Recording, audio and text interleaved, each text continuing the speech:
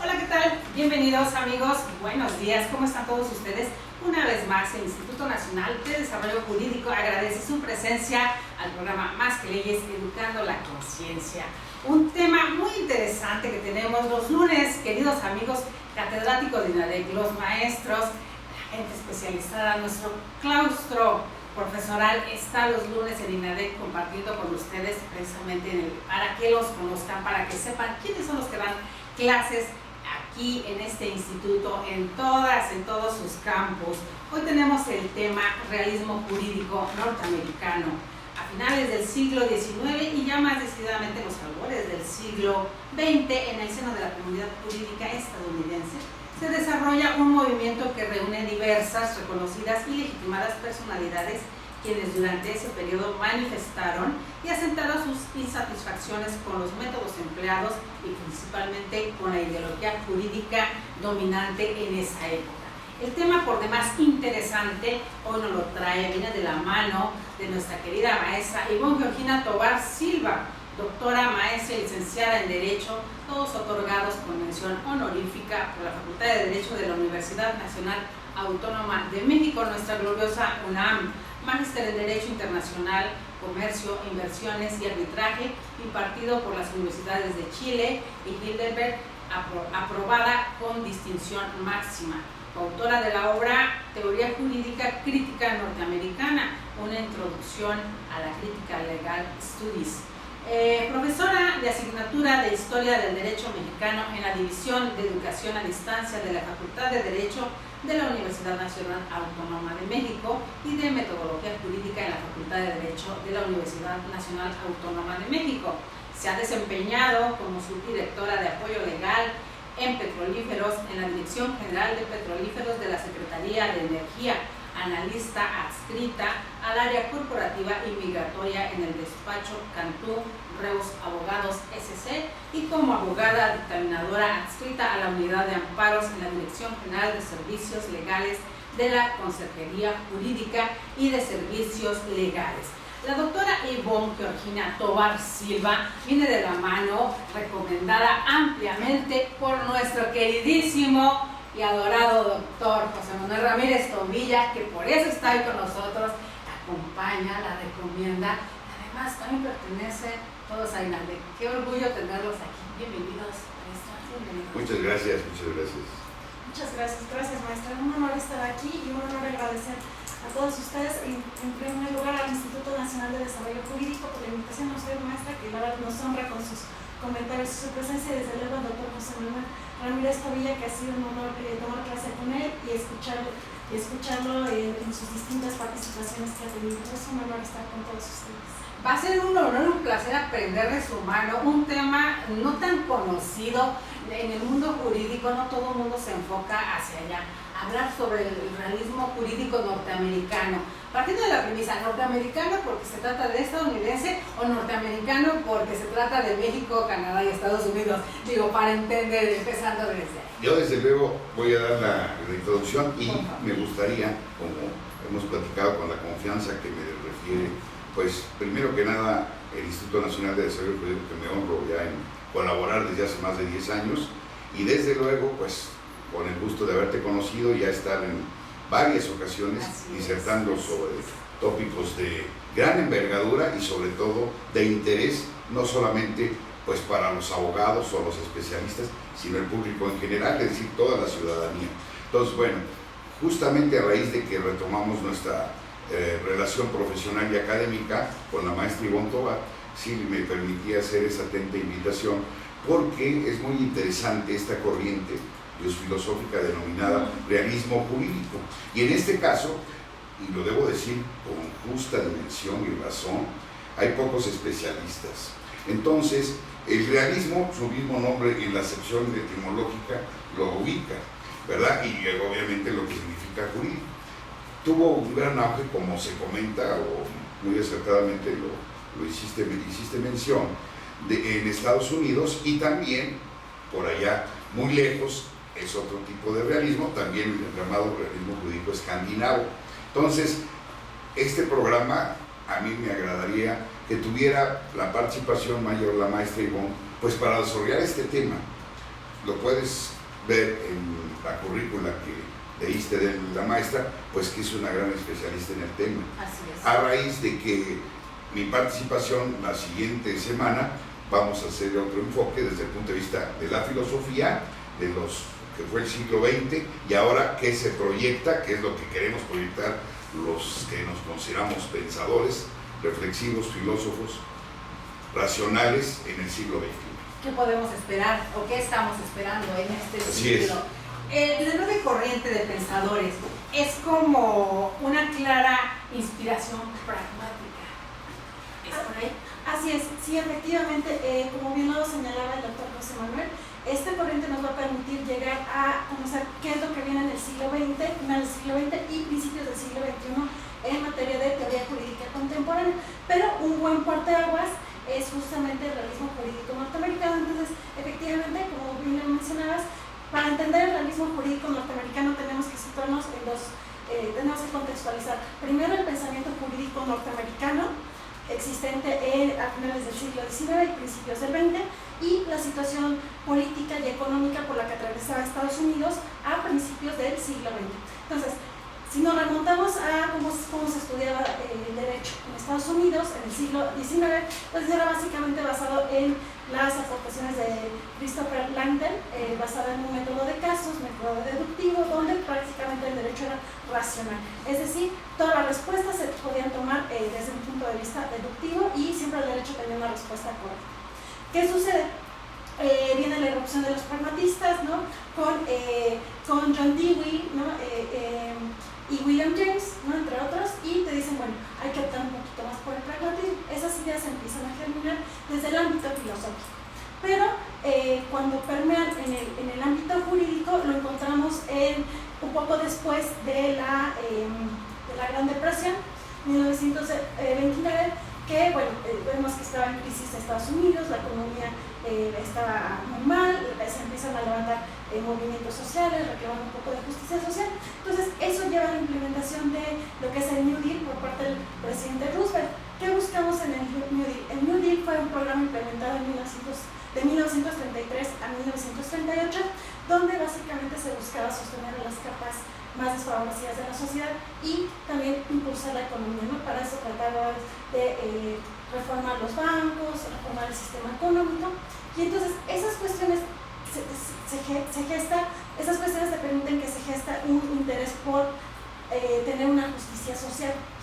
Entonces, esa justicia social, los académicos en Estados Unidos decían, ¿cómo vamos a lograr una justicia social con un método deductivo? Entonces, ellos lo que optan es incorporar los elementos pragmatistas que ya habían sentado William James y John Dewey y los incorporan al derecho, que va a implicar entonces que vamos a tratar de ir más allá del formalismo, establecemos una crítica al formalismo conceptual y legal, y entonces vamos a optar por tener una apertura hacia factores extrajurídicos, alejados un poquito de la práctica jurídica cotidiana, pero ellos dicen, bueno, para entender el derecho tenemos que entender nuestro contexto político, económico y social, y a partir de ahí ir optando por soluciones que sean un poco más justas, ¿no? Entonces, efectivamente, como bien lo mencionas, sí retoman el pragmatismo, pero lo incorporan justamente al pensamiento jurídico. Había una realidad hegemónica en ese tiempo jurídica que fuera aparejada de la economía, la socioeconomía americana. Entonces, ¿cómo viene a cambiarla o qué viene a ofrecer este pragmatismo precisamente a la cultura y al mundo jurídico norteamericano? Sí, justamente aquí ante esa realidad lo que vienen a ofrecer es decir, oye, en primer lugar, el jurista tiene un papel más activo, más allá de resolver casos deductivamente y buscar el precedente, que es muy empleado en el común law. O sea, más allá de buscar ese precedente, oye, tú tienes que buscar qué soluciones puedes aportar para una sociedad cambiante, qué cambios puedes hacer en el derecho. Y entonces aquí encontramos las ideas de autores como Llewellyn, Jerome Frank, Underhill Moore, ¿no? y Rostopam, ¿no? Entre otros, que nos dicen justamente, más allá del presente, más allá de la ley, tenemos que buscar otros métodos para lograr esa justicia social. ¿Cuáles van a ser esos métodos? Dicen, no solo la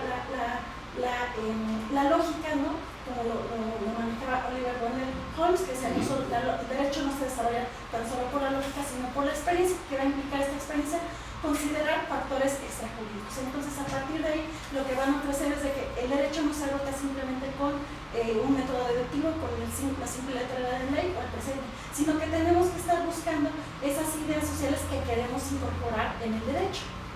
Aquí hay algo muy interesante. Esta etapa que ahorita muy brillantemente exponía la doctora Ibón es el contexto de lo que se está viviendo en los años 30. 1929, la Gran Depresión. Acordémonos que, de acuerdo a la Constitución de Estados Unidos misma, que entró en vigor en 1789, mismo año de la Revolución Francesa, pues aquel presidente que en su historia se ha reelegido el mayor número de veces fue Franklin Delano Roosevelt. Y el contexto es lo que ocurre en Europa. Ahí hay un factor muy interesante del ascenso, por un lado primero con Benito Mussolini y luego Adolf Hitler en Alemania, el nazismo, y que empieza la ascensión justamente, la llegada en 1933. Entonces ahí hay un factor económico fundamental desde el punto de vista que trasciende el gran economista John Maynard Keynes, que fue el gurú económico precisamente de Delano Roosevelt, y el New Deal, el nuevo trato. Ahí es donde hay una situación muy interesante, porque luego nuestro país lo vivió, de la intervención del Estado en la economía. Es decir, precisamente buscar esa justicia social, que finalmente debe ser el bien público que todo Estado debe buscar y satisfacer las necesidades apremiantes de la población. Entonces, esta pléyade de juristas, ahorita que comentaba, hay un homónimo ahí con nuestro gran Arthur Conan, del famoso Sherlock Holmes, que fue juez integrante de la corte, ¿no? El jurista que comentaba. Entonces, fíjate cómo las corrientes también impactan, y creo que uno de los aspectos fundamentales del realismo, pues es esa adecuación en base al desarrollo social, ¿no? Entraríamos a lo mejor aquí en algún comentario de interés en cuanto a lo que es el sociologismo jurídico y el realismo, pero date cuenta cómo influye todo. Es decir, ahí es cuando, claro, hablar de globalización, hay tratadistas que hablan que empezó desde la llegada de los españoles para acá, hace 5 siglos. Sin embargo, empieza a cambiarse, y ahí es donde entran y los grandes pensadores, el desarrollo de la técnica. Ahí te das cuenta. ¿Cómo se dirimió esto? Pues con la tecnología, en las guerras y lo que está atrás. Tomando en consideración que es una antesala también para la Segunda Guerra, digo, así es. No, ahí es cuando inclusive cambia nuevamente y se rompen paradigmas, porque originalmente Estados Unidos no quería participar. Es decir, me repliego, pues acuérdate cuando entra la guerra, a raíz, entre comillas, del ataque de los japoneses a Pearl Harbor. Pero en fin, regresemos al tema, pero sí era importante hincapié en que acuérdate que el aspecto económico es fundamental. Tan es así que después surgieron disciplinas en el derecho como la integración del derecho, es decir, derecho económico también, etcétera, ¿no? O sea, ramas de especialización, la relación entre el derecho y la economía, dada la importancia. La importancia de esta nueva visualización, de este nuevo enfoque y camino que empiezan a ver en los norteamericanos, hasta dónde también influye o se contrapone o empieza a reflejarse, hablemos de Europa o de Rusia en ese tiempo, influyó, no tanto como nosotros, que al final siempre somos como buscamos el espejo de Estados Unidos, aunque sea 10, 20 años después. Aquí nada más comento, aquella famosa frase, que en realidad se atribuía a Porfirio Díaz, pero es de Ignacio L. Vallarta, el gran jurista. Pobre México, tan lejos de Dios y tan cerca de Estados Unidos, pues sigue siendo una realidad, y lo acabamos de ver de manera reciente, y es muy lamentable, pero lo vamos a seguir viendo, sí, pues con todo respeto para quien gobierna Estados Unidos, que pues hay que estar con la antena bien puesta y con todos los elementos para refutar cualquier cosa al respecto. Así es. Sí, y en relación a tu pregunta, justamente el realismo jurídico norteamericano ha sido bastante criticado en el sentido, y nunca tuvo un eco más allá de Estados Unidos hasta 1945, que se deja de usar esta corriente porque, bueno, un poquito antes, en la Segunda Guerra Mundial, porque dijeron, oye, ¿cómo estás criticando el derecho cuando tenemos ahorita un problema con el fascismo y con el comunismo, y tú criticando el derecho? Por eso es de que se deja de usar. Pero digamos que en este sentido el realismo jurídico norteamericano tuvo una vida muy breve, no tuvo réplicas ni en más allá de Estados Unidos. De hecho, en Estados Unidos también fue altamente criticado por salirse justamente de esa formalidad legal y conceptual bajo la cual se formaban los abogados, fue muy criticado. Y en Europa también se criticó porque dijo, bueno, más allá o sea, ¿cómo quieres incorporar al derecho aspectos que son económicos o sociales? Sobre todo que ya tenemos una teoría pura del derecho, donde dice, bueno, quiero sacar todo aquello que no sea, que sea económico, histórico, político, eso no entra en mi teoría. Entonces, sí se contrapone mucho con el pensamiento del realismo jurídico norteamericano. Aquí en México prácticamente no tuvo eco. De hecho, se acaba recientemente, tenemos una breve referencia ya con Recasens Sitges en su obra, pero así que tenía un auge, no, nunca, siempre ha sido muy altamente criticada justamente su rebeldía, ¿no?, contra un pensamiento formalista, y sobre todo las críticas que más se han formulado es que, centran en el análisis del derecho a un fenómeno exclusivamente judicial. Dicen, bueno, es que el derecho no solamente se circunscribe a los tribunales, va más allá de un simple problema, ¿no? También se criticó justamente las posturas de Jerome Frank en su obra Derecho Incertidumbre, porque él decía, bueno, es que el juez reacciona ante los hechos, ¿no? O sea, no hay nada objetivo aquí, ¿no? Entonces el juez reacciona a los hechos. ¿Y cómo va a reaccionar? A partir de su ideología, a partir de sus prejuicios, a partir de sus intereses. Entonces, el hecho de que te pongan que un juez pueda tener cierto sesgo subjetivo al momento de valorar los hechos, o en el caso de Estados Unidos puede tener cierto sesgo, pues no es bien visto, ¿no? Porque finalmente quieres una certeza. Jerome Frank justamente critica esa certeza y sale, bueno, es que ustedes quieren certeza en el derecho, pero eso es igual, él era psicoanalista, su formación primera es psicoanalista, entonces él lo podía analizar. Ustedes quieren ver el derecho en una certeza, pero es igual que ver un padre que no existe. Entonces, parece ser que ustedes no saben afrontar el problema de qué sucede cuando no está un padre, ¿no? Entonces él dice, ustedes no saben qué hacer cuando la certeza del derecho no existe, ¿no? Entonces, esa cuestión pues sí es altamente cuestionable, ¿no? Es interesante reflexionarlo, pero sí es muy cuestionable para un sistema en el que estamos donde el derecho juega un papel fundamental. Por eso es de que no tuvo tanto eco, ¿no? Pero al margen de que no tuvo tanto eco ni en Europa ni en América Latina, yo creo que es interesante reflexionar en torno a justamente lo que nos venías comentando, maestra, de las aportaciones que puedan tener en relación con cómo se vincula el derecho con otras disciplinas, ¿no? Exacto, porque pareciera, los que no tenemos todo el conocimiento, y va para muchos de nuestros seguidores, que no todos son juristas, obviamente, y están aprendiendo, que pareciera que quisieran adecuar el derecho a un pequeño segmento de una población, porque ni siquiera era todo Estados Unidos, al tomar en cuenta que muchos estaban en contra. Y no se puede también como erradicar partiendo de que el derecho viene desde los romanos y se toma toda la premisa que manda Francia. Pareciera que eso lo dejamos de lado y creamos algo nuevo, como hace relativamente siempre el pueblo norteamericano, que querer apropiarse y hacer suyo algo para implementarlo y después mandarlo al mundo. ¿Era por ahí también? Bueno, aquí hay algo muy interesante. De una otra manera, acuérdate que siempre, pues ahora sí que hablando ahorita en moda, y no es que no sea moda, es una realidad tan añeja como la humanidad misma, las migraciones. Sí.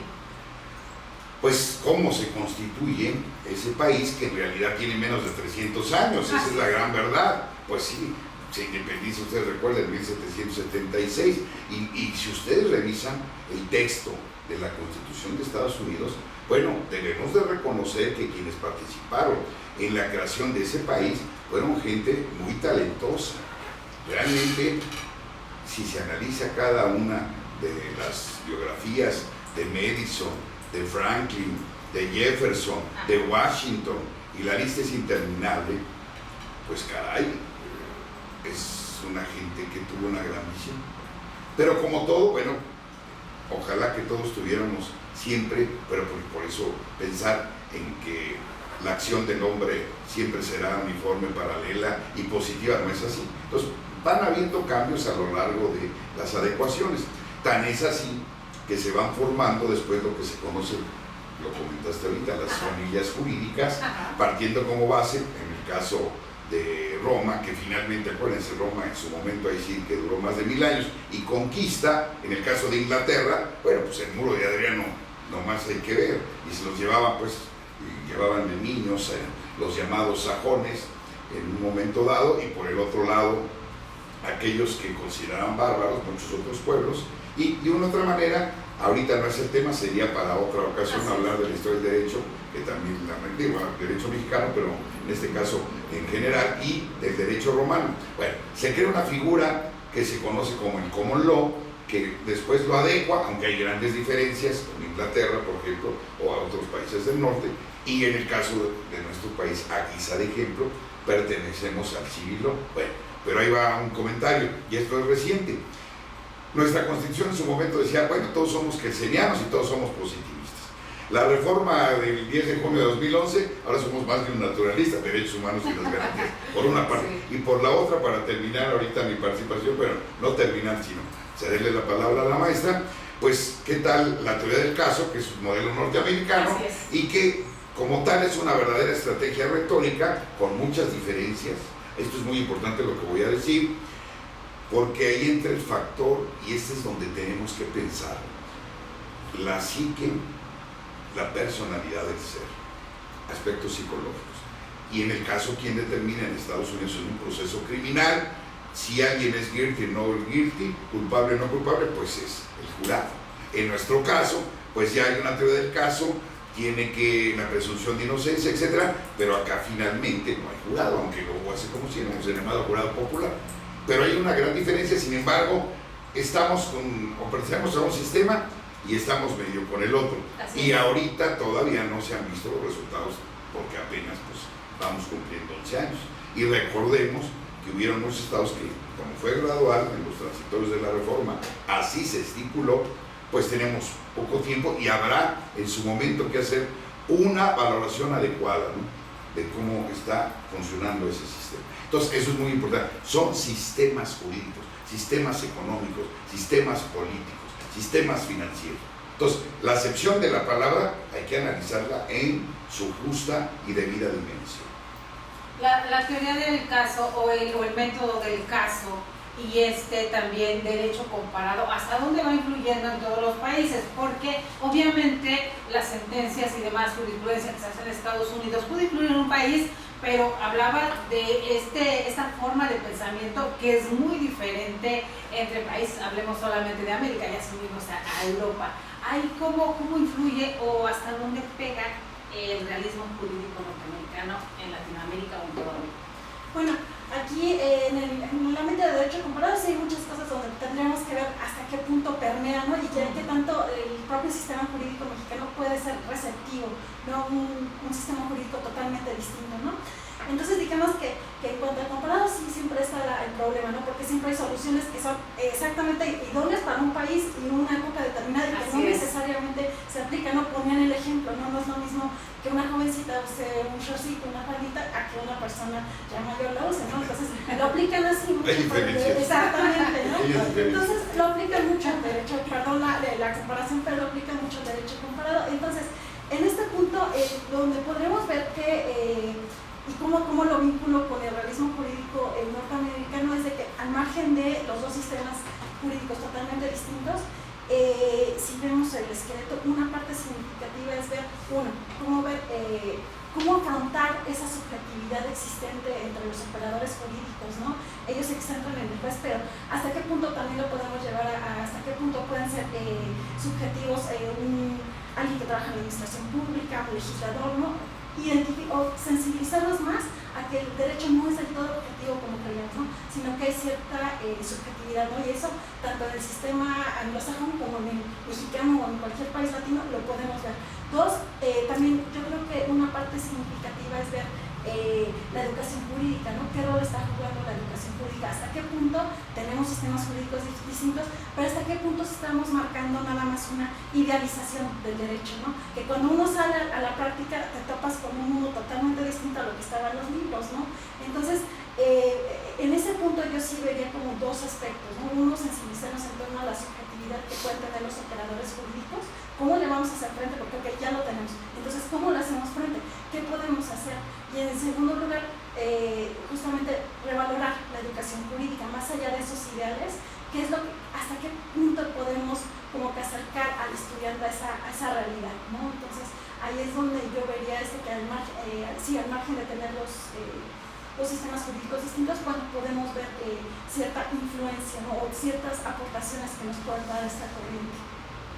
Pero mencionaba a un inicio de esta corriente en Harvard, cuando tenemos muchos especialistas o muchos mexicanos, juristas mexicanos, pueden hacer especialidades allá. ¿Hasta dónde influye también este pensamiento diferente y crítico que van a absorber y después regresan y lo implementan en nuestro país, en el mundo jurídico mexicano?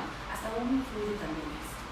Bueno, lo que pasa es que de una otra manera, y aquí acaba de hacer una reflexión, y lo digo con respeto al presidente, lo que pasa es que por ahí de 1920 y tantos, 27, 26, Robert Lassie, que fue secretario del Tesoro norteamericano, dijo, bueno, ya no vamos a conquistar porque ya ven que le debemos algunas cosillas ahí, hablando de convenios internacionales y la mitad del territorio. Bueno, ahí no nos vamos a meter ahorita. Tráiganos para acá, que los preparamos. Y sí, ese adoctrinamiento influyó. Claro. Digo, ahí entramos y en otro punto que sería para otro tema, Sí, claro, que es el modelo programa del liberalismo económico y que en nuestro país se implantó en los 80s. Y que a la fecha sigue. La mayoría, y ¿no? sí, formados en los Chicago Boys. Ahí hay un gran economista que formó una generación muy interesante, en la escuela de Chicago, en el MIT, Milton Friedman, ¿no? Y sí, efectivamente, los itamitas y después allá la especialización, tan es así que luego todos los sectores de Hacienda lo fueron. Digo, aquí nos estamos yendo un poco a otro tópico, claro, pero ese es un ejemplo de cómo se han influido y claro que siguen pegando el modelo y ya vimos que desgraciadamente pues la gente, la minoría se ha hecho más rico y los pobres más pobres, ¿no? Y no precisamente de espíritu. Eso es lo que nunca hay que perder. Que ese es el gran problema, querido mío. ¿Hasta dónde pudiera un movimiento como ese, que estamos hablando de hace prácticamente 100 años, resurgir o tomar fuerza? ¿Pudiera suceder? Ahorita lo dudo mucho. De hecho, intentó resurgir bajo otra modalidad en lo de 1970 con los estudios críticos del derecho, Critical Legal Studies, que justamente nuevamente parten de una situación complicada en 1970, que la guerra de Vietnam, en el 63 mataron a Kennedy, ¿no? A su hermano Robert Kennedy lo matan. Entonces partimos otra vez de una turbulencia social y política. Ahí está la crisis del gobierno, ¿no? Con Nixon. Creada o no creada. Los 70. O sea, fíjate cómo todo influye, ¿no? Exactamente. Entonces tenemos cierta similitud. Tenemos dos movimientos sociales y políticos complicados, 1920 y 1970. Surge el movimiento de los estudios críticos del derecho, que otra vez parten de la indeterminación del derecho, subjetividad de los operadores jurídicos y que no hay una respuesta correcta. Entonces, pero ese movimiento, igual que el liberalismo jurídico norteamericano, se estanca. ¿Hasta qué punto puede surgir? Yo la verdad tengo un poquito mis dudas porque acá con la maestra que lo preconice. Sí, tengo mis dudas porque justamente en el marco de la argumentación jurídica sí tienes que argumentar debidamente tus puntos de vista, siempre partiendo del derecho, de principios jurídicos, de normas jurídicas, principios jurídicos. Pero tratar de que surja nuevamente un movimiento, lo dudo mucho. Lo que sí nos puede sensibilizar, lo único que las aportaciones que sí podemos retomar, uno, qué estamos haciendo en la educación jurídica, qué estamos transmitiendo, y dos, no ver el derecho como un fenómeno aislado, pero ya como un movimiento ya lo veo muy difícil, precisamente por esa serie de desacreditaciones que tanto el organismo jurídico norteamericano como los estudios críticos del derecho tuvieron. Fueron críticas muy severas en torno a su falta de metodología, falta de seriedad, cómo se entendía como una desestimación del derecho, lo cual hasta cierto punto no comparto, pero justamente esas críticas tan radicales siento que ya impedirían que resurgiera un movimiento civil. Lo digo porque en estas tareas que me dejan hacer cada que vienen con programas diferentes y a veces le digo desconocidos, de repente pareciera yo lo poco que pude leer, vislumbrar estas corrientes que están sucediendo precisamente ahorita en Estados Unidos, estos encontronazos que tienen entre unos y otros que no se ponen de acuerdo, y pareciera que me regresaron esos 100 años, por eso les decía hace 100 años, y de repente leyendo parecieran algunas similitudes en cómo se quiere manejar su país, ¿no? De repente, por ahí lo sentí yo, a lo mejor son estos barbarismos que acostumbro a sacar, pero se vislumbran cosas diferentes y en esta necesidad de ellos, decía yo, de hacer las cosas como las hago mías para después presumir que así las hice y yo fui quien las implementé. Así lo sentí yo un poquito y por eso un poquito para ahí mi pregunta iba a darme. No, quería comentar algo. La maestra tiene mucha razón. Hasta yo me permitiría decir, bueno, se ha venido también especializando en el análisis de esta corriente filosófica y que tuvo de una otra manera vigencia. Hasta cierto punto, ¿qué es lo que, mi querida doctora, te llamó la atención de esta corriente, que sería muy importante? Y otro punto que vuelvo a recalcar, paralelamente se van dando una serie de situaciones en las diferentes ciencias sociales. Estaba yo observando justamente la obra que tiene aquí a la mano, Derecho de Incertidumbre, de Jeremy Frank, y si nos vamos, existe otro gran economista, en su momento premio Nobel de Economía, John Kenneth Galbraith, que escribió La Era de la Incertidumbre. O sea, y si nos vamos desde el punto de vista del pensamiento crítico, de la filosofía, de la sociología, pues ha sido siempre la situación en la ideología, por una parte. O sea, el hombre crea un sistema de valores y a través de ello va a captar y legitimar el mundo. Claro. Pero esas diferentes corrientes de pensamiento, pues son las que han estado en pugna o en boga, como en su momento capitalismo versus socialismo. Y esas diferentes formas de pensamiento son las que han ido creando todas las leyes y normas que rigen cada país. Leyes económicas y leyes de una otra manera, ¿cuál sería el objetivo fundamental? Pues el bien común. Si entramos nuevamente, retornamos con Aristóteles o con los pensadores a posteriori hasta llegar a la filosofía moderna, y la eudaimonía, ser feliz. ¿Y cómo va a ser feliz alguien que no tiene para comer, tal vez hoy y quizás al rato o mañana? Entonces, el derecho ahí, que es intangible en un momento dado y que se tiene que materializar para que se puedan satisfacer las necesidades de todos, a veces entra en una contradicción, ¿no?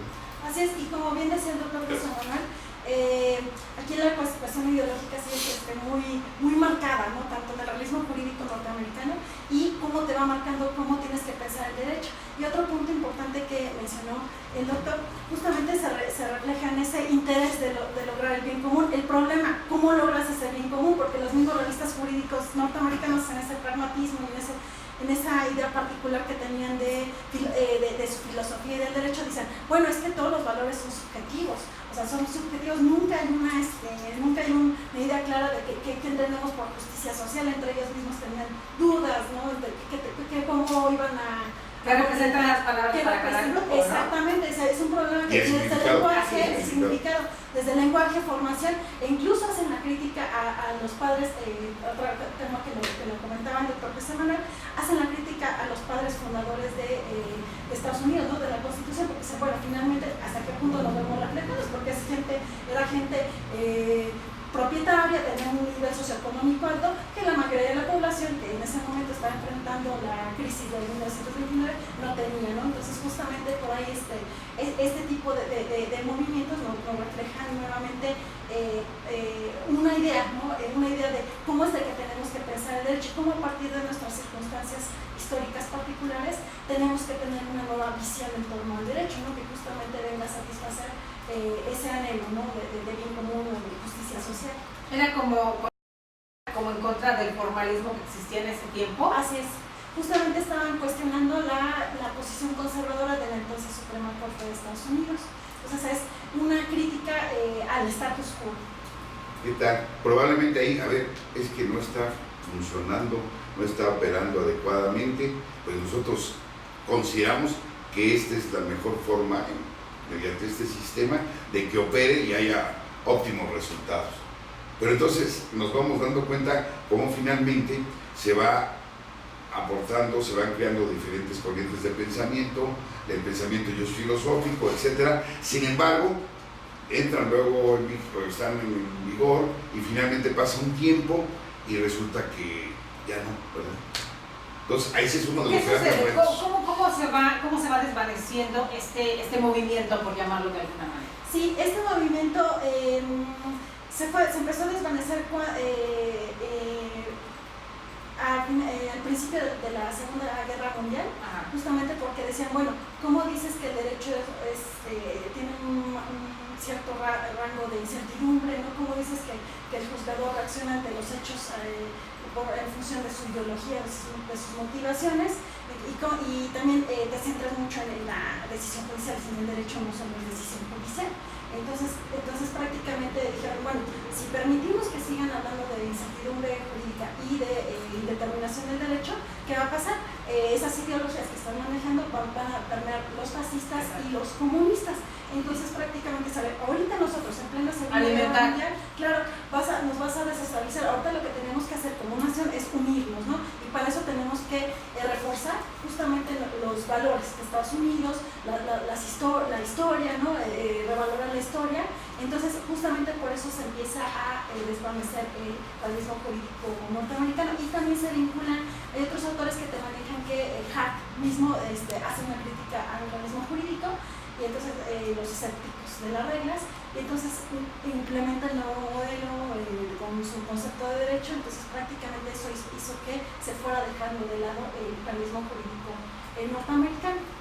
Que este realismo jurídico realmente no tenía bases tan sólidas como para sostenerse, ¿no? Porque si no, de otra manera hubiera sido una situación muy diferente. Sí, es que básicamente aquí lo que buscaban era responder a las necesidades existentes en un momento dado. Entonces, algo muy local, algo muy particular, ¿no? Entonces, ya el jurista actual o el académico actual ya es donde tiene que estar identificando qué posibles aportaciones, ¿no? Más allá de la situación local que tenían, es ir identificando qué aportaciones, qué es lo que podemos rescatar de esa corriente.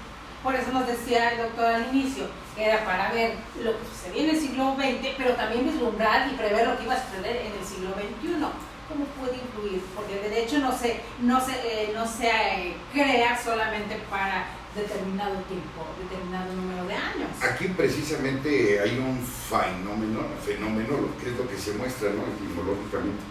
Precisamente la Segunda Guerra Mundial dio muchos factores. Antes y después debemos recordar que fueron 6 años.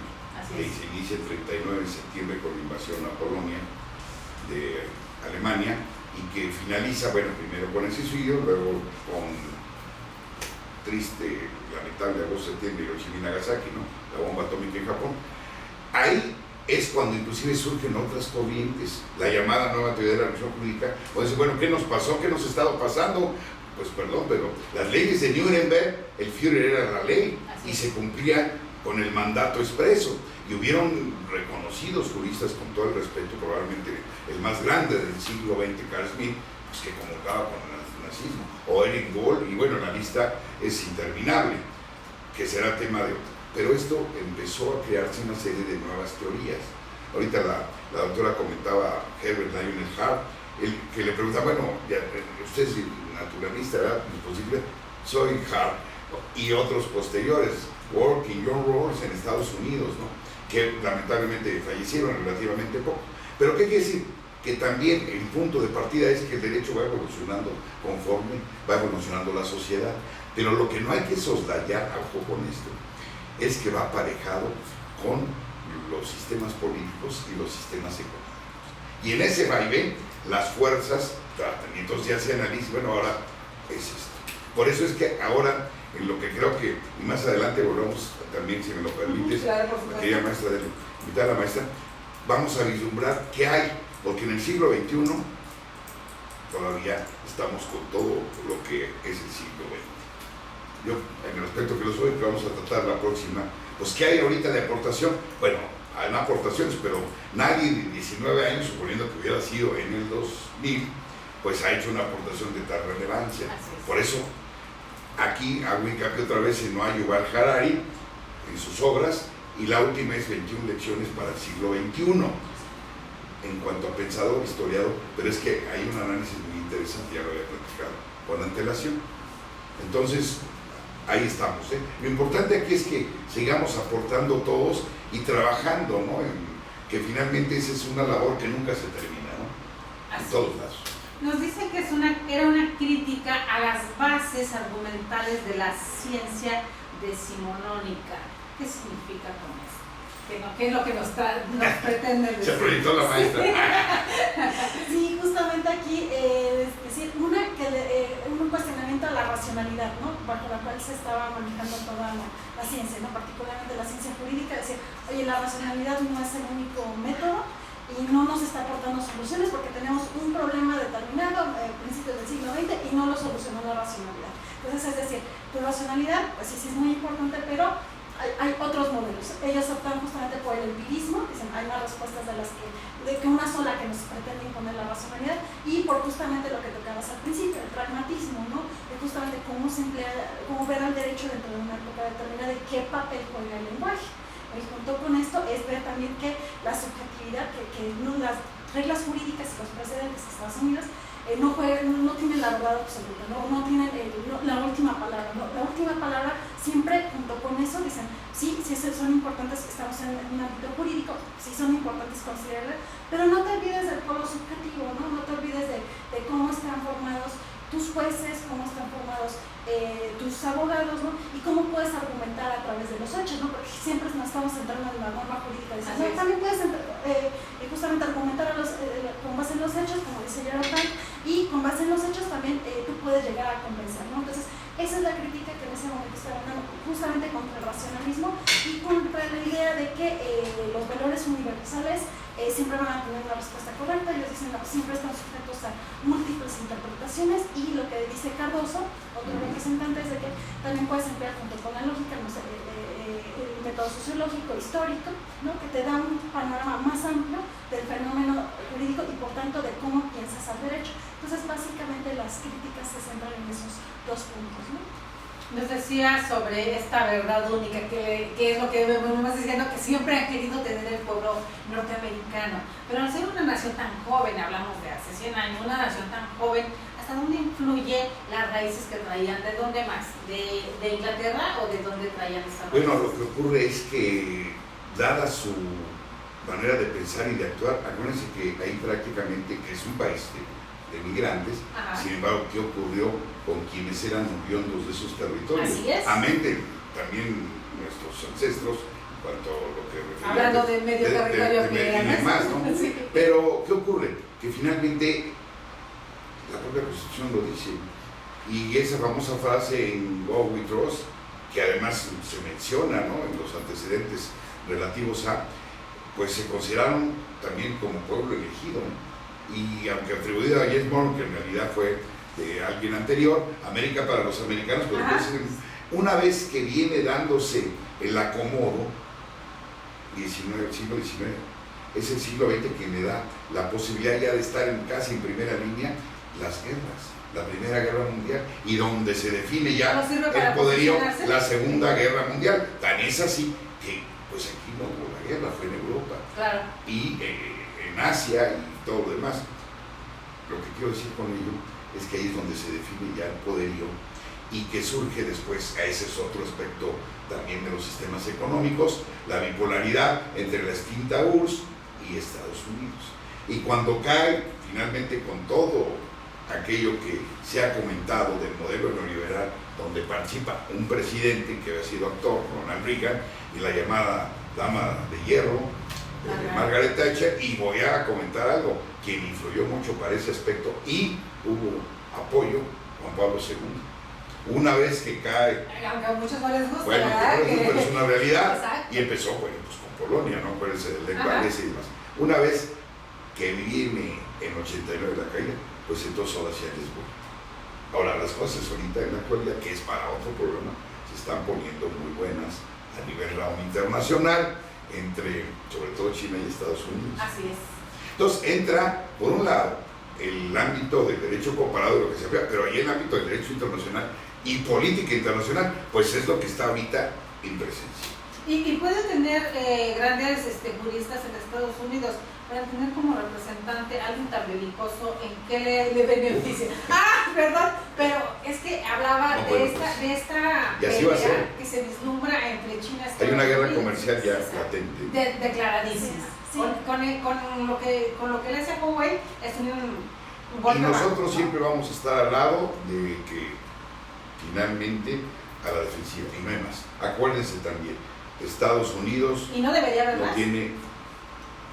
Ya no termino la frase, pero ya Exactamente. Pero es justamente lo que tocabas, ¿no? Y eso sí no puede ser un ejemplo de realismo jurídico y de los estudios críticos del derecho que posteriormente Así se es. hicieron, de que desde la academia jurídica no quedarnos callados, ¿no? Por lo menos tener una reacción, una postura crítica, ¿no? Al fenómeno social y político que se está viviendo, ¿no? No simplemente importar nada, sino crear derecho y tratar de que con generar propias herramientas que nos permitan justamente decir, oye, usted está tomando esta decisión como mandatario, pero no es lo correcto debería ser eso, ¿no? Entonces, no quedarse en una actitud pasiva, ¿no? Sino que hacer propuestas que justamente correspondan con una realidad determinada, ¿no? Que sí, eso sí siento que es un legado del realismo jurídico, de que justamente dar una propuesta o generar un pensamiento jurídico propio, sí, generar un pensamiento jurídico propio que responda a una época determinada, ¿no? Y no ser indiferentes ni pasivos, ¿no? Entonces, en ese punto yo siento que sí podríamos retomar de esta corriente.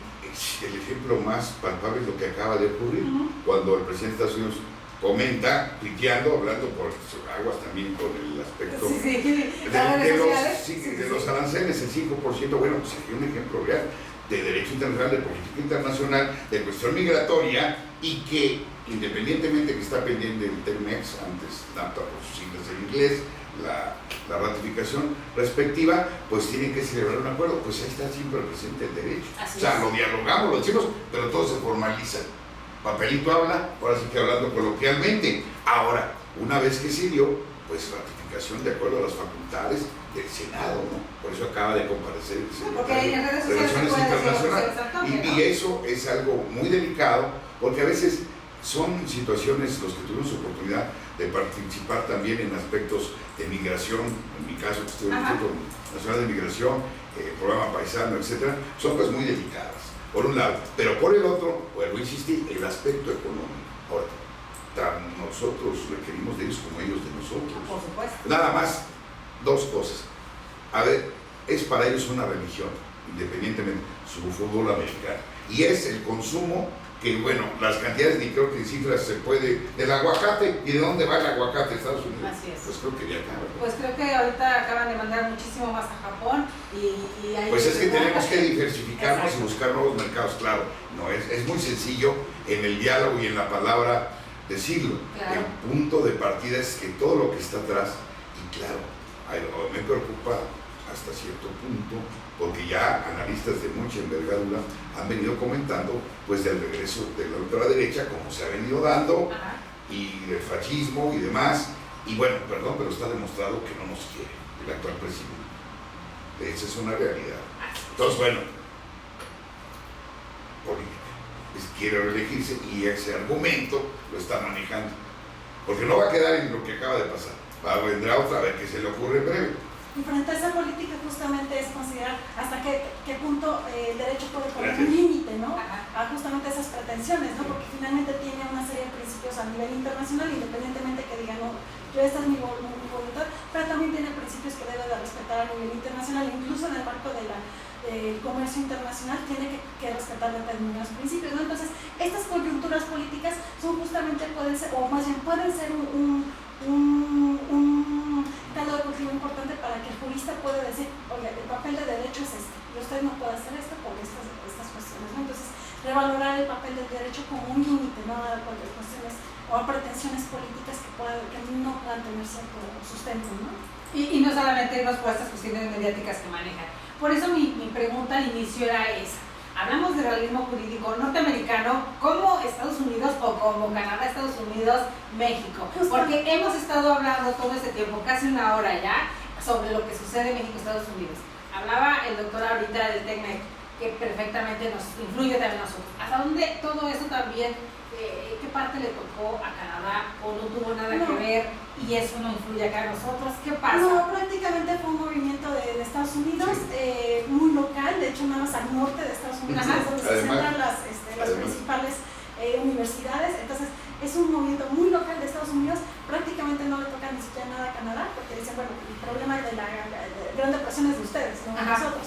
Entonces es un problema muy local de Estados Unidos. El pensamiento jurídico que se gesta es propio de las universidades y de los jueces como Cardoso o de Jerome Frank, que se gestaban, y prácticamente muy local, pero prácticamente más allá de lo local, vemos que sí puede tener trascendencia, ¿no? Trascendencia cuando buscamos el esqueleto, la vinculación del derecho con otras disciplinas, aplica para nosotros a pesar de ser una corriente jurídica distinta, y la subjetividad pues también podremos considerarla, ¿no? Entonces, sí, en relación con tu pregunta, son Estados Unidos y muy al norte, noreste, pero su legado puede ser de interés para otros sistemas jurídicos.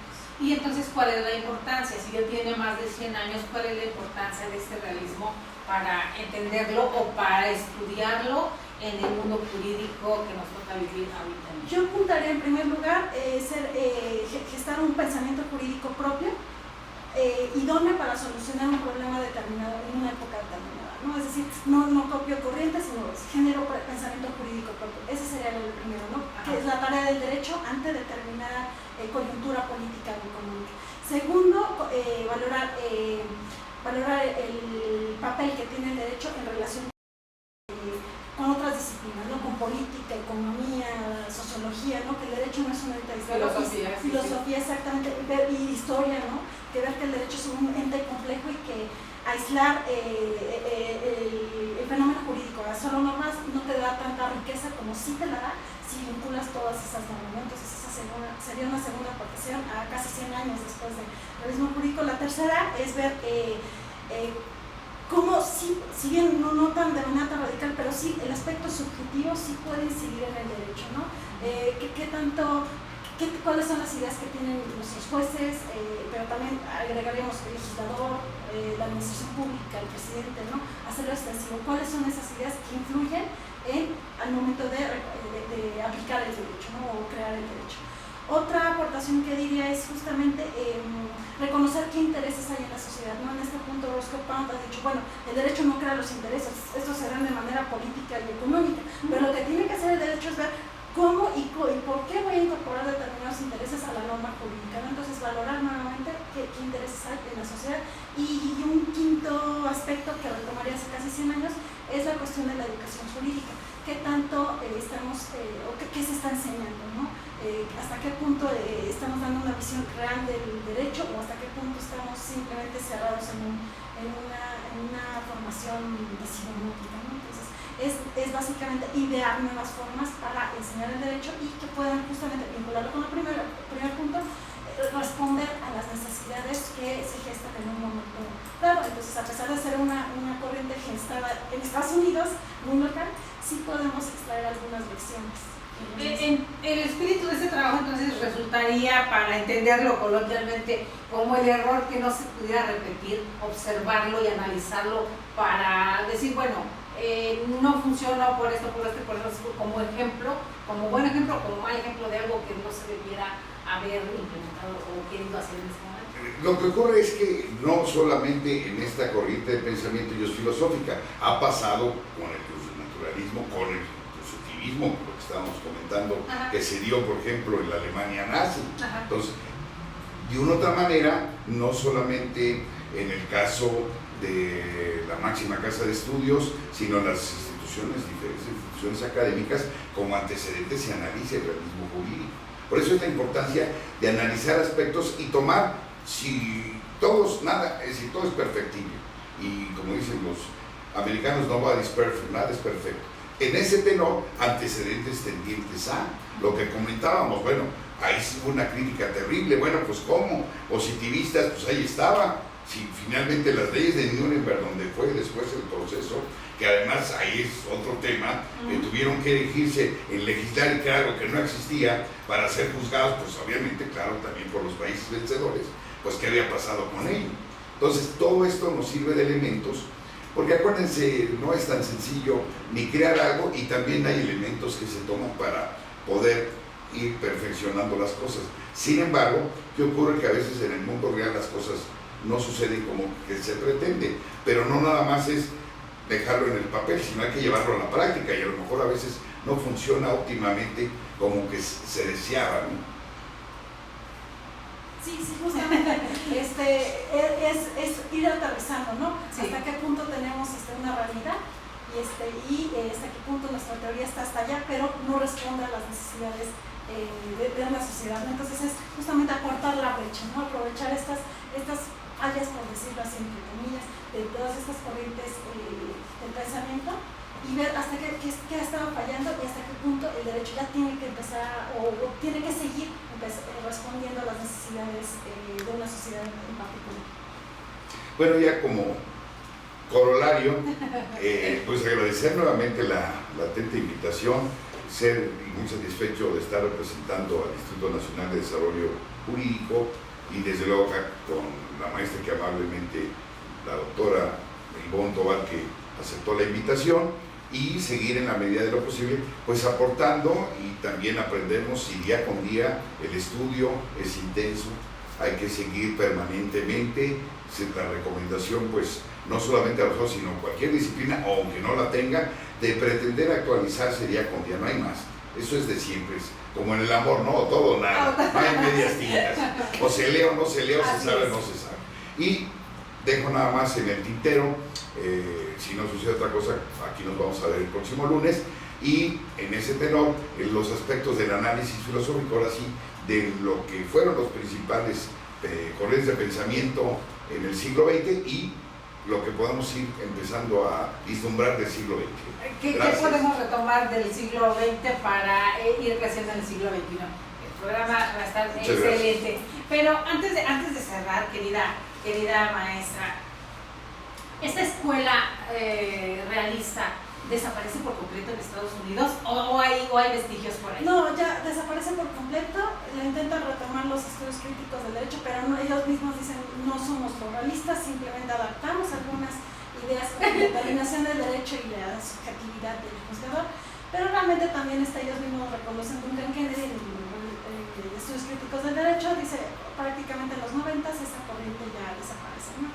Entonces, hasta ahorita nada más es una cuestión meramente histórica, pero a pesar de ser meramente histórica, todavía puede tener lecciones para nuestro siglo XXI, aprovechando lo que comenta el doctor José Manuel, todavía puede tener lecciones, ¿no? ¿Cuál sería una de estas lecciones para el siglo XXI de este tema que hoy apasionante nos ha traído? Justamente argumentar a partir de los hechos, ese es uno de los elementos que no se han explorado debidamente, pero quitando el radicalismo que se puede apreciar, es justamente ver que también podemos partir de los hechos, ¿no? para justificar nuestras razones. ¿Y por qué de los hechos? Porque es decir, oye, interprétame de esta manera los hechos, no es lo que tú piensas, sino lo que es esto, ¿no? Entonces, la interpretación a través de los hechos, y también reconocer que el aspecto histórico ha estado incidiendo en la formación de conceptos jurídicos, que es una idea que retoma mucho Cardoso, ¿no? Cuando habla de su método histórico y sociológico. Entonces son aspectos que también podemos seguir explorando, ¿no? Todavía en el siglo XXI. Recomendaciones para alguien que diga, ay, es algún tema nuevo, no lo conocía, quiero investigar, quiero leer un poquito más. ¿Tiene alguna recomendación? Sí, los dos libros básicos que justamente traje aquí es Derecho e Incertidumbre de Jerome Frank y La Función Judicial de Benjamin Nathan Cardoso. Y también hay una aproximación muy general de Brian Leiter, de realismo jurídico americano. Ya de manera concreta pueden estudiar a Oliver Wendell Holmes en su discurso que dio ante la Universidad de Boston de la senda del derecho. Liborio Hierro también tiene una introducción al realismo jurídico norteamericano. Bodenheimer, a pesar de que habla de teoría de derecho, pero puede ser un estudio introductorio a los estudios al realismo jurídico norteamericano. Belleza y estilo en el derecho de Carl Llewellyn. Justicia conforme a derecho de Roscoe Pound. Y control social a través del derecho de Roscoe Pound, entre otros, ¿no? Traigo más, pero sí, yo creo que básicamente es una buena introducción para el realismo jurídico norteamericano. Una magnífica tarea que nos deja por aquí nuestra querida maestra Ivonne Tobar. En Latinoamérica no hay críticos, no hay estudios al tema, no hay libros, no hay quien se haya dedicado a ese tema específico. Hay estudios aislados, de hecho, justamente acabo de checar que hace 2 años en la Universidad de Chile hicieron una tesis de realismo jurídico norteamericano, una interesante monografía. Hay autores que sí igual lo manejan, pero solo como en artículos. Sí, muy con mucho cuidadito, ¿no? Con pincitas, sí, no cualquiera se mete a un tema. Y precisamente por lo radical que a veces pueden ser algunas posturas, ¿no? Como que no es así como no estamos preparados a veces para ver cómo nos deshacen el derecho, ¿no? En ciertos puntos. Y que después te pongan ese estigma, Claro. ¿no? Entonces también tiene Claro. sus bemoles. Ya como colofón, doctor querido mío, sobre el tema que nos traen hoy, que agradecemos infinitamente que nos haya traído de la Gracias. mano aquí a la maestría doctora. ¿Qué nos deja usted de tarea? Bueno, de tarea hay que leer. No, me reservo para la siguiente. Pero sí, la invitación no solamente es leer, sino pues aplicarnos, porque las cosas no son fáciles, ojalá que lo fueran, pero bueno, hay un entorno luego complicado, nacional e internacional, y la única manera de hacerlo pues es estar precisamente con las antenas muy bien puestas y seguirnos aplicando en su esencia, ¿no? Seguimos aplicando. Presencia, ¿no? Y esta parte donde también hay que analizar cada uno de los pasitos que van dando en esta nueva cuarta transformación y una forma diferente de hacer las cosas, también hasta dónde influye toda la parte jurídica que debe de ir apuntalando No, pues detrás influye mucho cada una también. de las acciones. Habrá que ver, digo, creo que ahorita es relativamente muy temprano ir haciendo apreciaciones, vamos a, yo creo que en el primer año a ver realmente qué impacto hay, no solamente social sino económico, y también en el ámbito jurídico, ¿no? Por ejemplo, ahí se las dejo de tarea, el plazo para la nueva Fiscalía General de la República y dar resultados es 1 año, pues ya lleva 6 meses, vamos a ver. Vamos a ver. Así es. No, pues agradecimiento para usted, maestra, que ha sido un gusto platicar con usted, conversar, ha sido muy informativo también, de manera particular al doctor José Manuel Ramírez Tobilla, que es un excelente catedrático, y la verdad ha sido un gusto aprender de él, y también y al INADEG, que se esfuerza, ¿no? justamente por fomentar la cultura jurídica y seguir trabajando, ¿no? con la actualización de los juristas, ¿no? que tanto se necesita, ¿no? para justamente tratar de cambiar algo o poner nuestro granito de arena. Bueno, la capacitación y la formación que hace el INADEG es muy, muy valiosa. Es importante señalarlo, queridos amigos, los catedráticos de INADEC, porque precisamente la maestra Ivonne Tobar tanto ha sido alumna de INADEC como también ha dado clases en INADEC. Por eso la importancia de que los conozcan. Todo este conocimiento, vale la redundancia, que nos traen de la mano y que se pueden dar cuenta ustedes, pero también que conozcan en esa parte al ser humano que está detrás, que parte de la cátedra y que forma no solamente juristas, sino seres humanos muy, muy grandes acá en el Instituto Nacional de Desarrollo Jurídico. Pues un honor, un placer compartir los micrófonos y este estudio con ustedes, y que sea la primera de muchas, maestra querida. Gracias. Muchas gracias. Muy, muy, muy interesante que nos deja. Nuevo para muchos, les decía, sin embargo, apasionante. Gracias. Nuevamente. Muchas gracias. Nos vemos dentro de 8 días por aquí con ustedes. Gracias. Y queridos amigos, como siempre, les agradecemos su presencia. Los invitamos para el día de mañana, los martes de Salud y Justicia. Ya saben, queridos amigos, que por aquí vamos a estar con ustedes los martes de Salud y Justicia. Adelante, doctor. Y los esperamos mañana. Soy Delia Linares Alvarado. Ya saben que siempre reciban los saludos de todos los que hacemos este programa, un esfuerzo desde el Instituto Nacional de Desarrollo Jurídico, el programa Más que Leyes, Educando la Conciencia. Gracias, tengan una tarde excelente. Muchas gracias. Gracias.